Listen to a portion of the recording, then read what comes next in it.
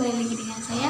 Pada kesempatan kali ini saya ingin menjelaskan sedikit tentang hadis dalam kitab Arba'in Nawawi, di mana dalam hadis ini saya ingin menjelaskan bagian bab marah. Langsung saja kita mulai ya. Bismillahirrahmanirrahim. An Abi Hurairah anna rajulan, saking Abi Hurairah radhiyallahu anhu satuhune siji wong lanang qala lin nabi iku maturi rajul marang Kanjeng Nabi, ausini kula utawi paring wasiat panjenengan ing kula. Qala dawuh sapa Kanjeng Nabi, la taghtab, aja muring-muring sira. Farod dada mongko bola bali maturi rojul mongko tansah. Faqala dawuh sapa Kanjeng Rasul, la taghtab, aja muring-muring sira. Jadi hadis ini bersumber dari Abi Hurairah radhiyallahu anhu, bahwasannya ada seorang laki-laki yang berkata kepada Rasulullah SAW, berilah wasiat kepadaku. Nabi Muhammad SAW kemudian menjawab, janganlah engkau mudah marah. Maka diulangi lagi beberapa kali, dan Rasulullah SAW tetap menjawab, janganlah engkau mudah marah. Hadis riwayat Bukhari. Jadi teman-teman, kedudukan hadis ini itu termasuk dalam Sahih Al-Bukhari dan juga dicantumkan oleh Imam Nawawi dalam kitab Arba'in Nawawi sebagai hadis ke-16.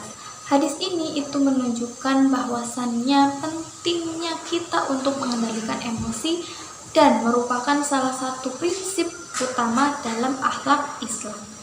Kemudian hadis ini memiliki makna kata jangan marah, la taghtab. Dalam konteks hadis ini itu dijelaskan bahwa ulama itu telah menafsirkan maknanya dengan beberapa sudut pandang. Nah, untuk sudut pandang yang pertama itu menahan dan mengendalikan kemarahan kita. Islam itu memang tidak memberikan larangan seseorang untuk memiliki perasaan marah, karena marah itu merupakan bagian dari fitrahnya seorang manusia.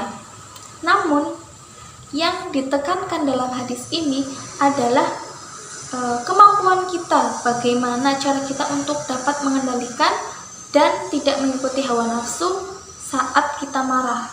Untuk yang kedua, yaitu menjauhkan diri dari sebab-sebab yang memicu kemarahan.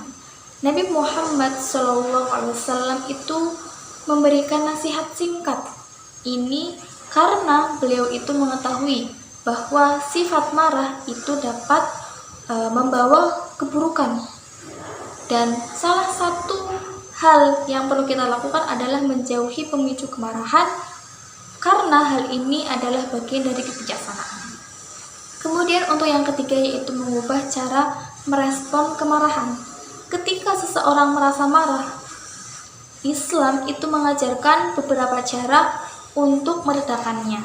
Contoh yang dapat kita bisa lakukan adalah berdiam diri, kemudian berwudu atau mengubah posisi. Contohnya dari berdiri ke duduk atau duduk ke berbaring.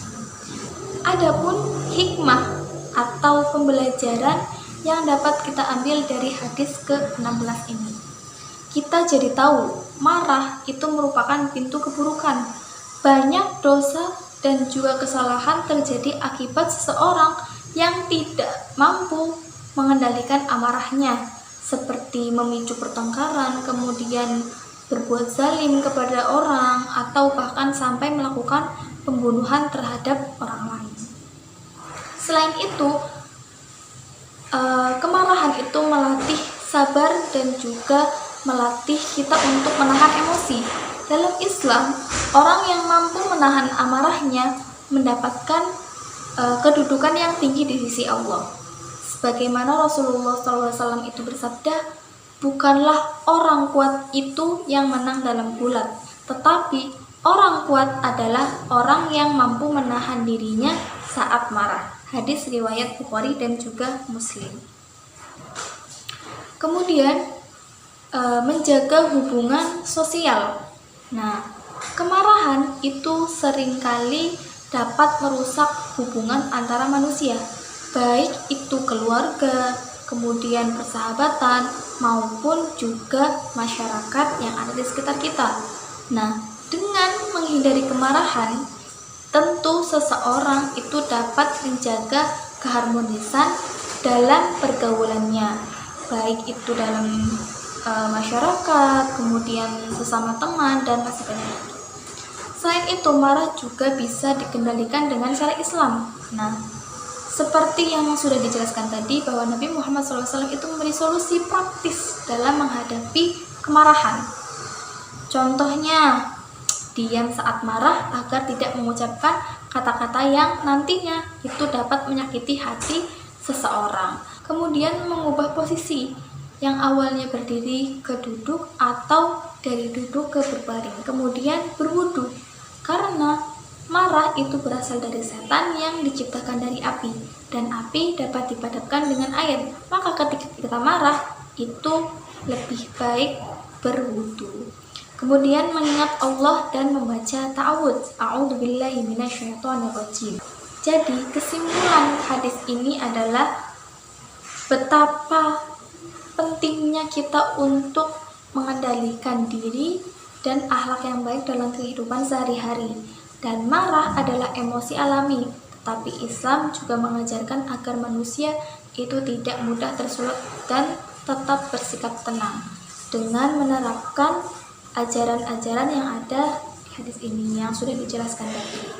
Dan seseorang itu dapat hidup lebih damai, menjalin hubungan sosial dengan baik, dan mendapatkan keridhaan Allah apabila mereka bisa menahan dirinya dari amarah yang ada pada dirinya. Mungkin cukup itu yang dapat saya sampaikan, kurang lebihnya mohon maaf. Wallahul muwaffiq ila aqwamit thoriq. Wassalamualaikum warahmatullahi wabarakatuh.